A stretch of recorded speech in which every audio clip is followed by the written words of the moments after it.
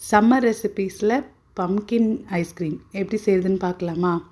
நல்ல பழமான ஒரு பம்கின் வாங்கிக்கலாம். அதை குட்டி குட்டியாக கட் பண்ணி ஒரு ஸ்டீமரில் வச்சு நல்லா வேக வைக்கணும்.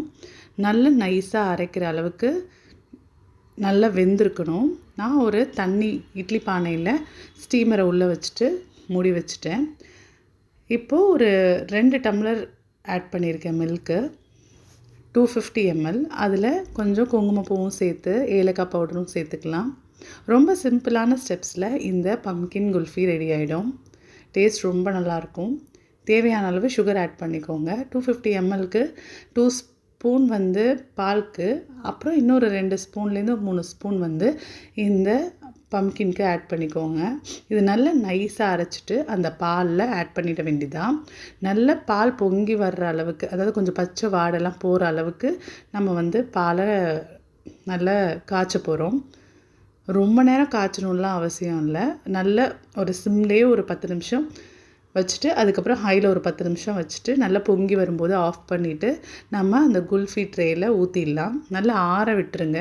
குங்குமப்பூ கொஞ்சம் கூட சேர்த்துக்கணும், அப்போது அந்த குல்ஃபியோட வாசனை நல்லாயிருக்கும். இதை நல்லா நம்ம ஆறுனதுக்கு அப்புறமா அந்த குல்ஃபி ட்ரேயில் மாற்றிட்டு ஓவர் நைட், இல்லை இன்றைக்கி நைட் வைக்கிறீங்க அப்படின்னா நெக்ஸ்ட் டே, அடுத்த டே, செகண்ட் டே நீங்கள் ஓப்பன் பண்ணிங்கன்னா நல்லாவே இருக்கும். ரொம்ப சூப்பராக வந்தது டேஸ்ட்டு.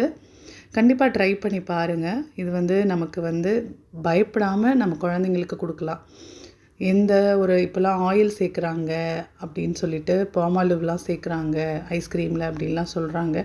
நம்ம எந்த ஐஸ்கிரீமையுமே வெளியில் வாங்கி சாப்பிடும்போது எதையுமே நம்ப முடியல. நம்ம கையால் நம்ம குழந்தைங்களுக்கு கொடுத்தோன்னா எந்த பிரச்சனையுமே இல்லை. கண்டிப்பாக ட்ரை பண்ணி பாருங்கள்.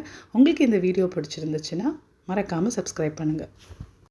நெக்ஸ்ட் வீடியோவில் பார்க்கலாம். டாடா, பாய்.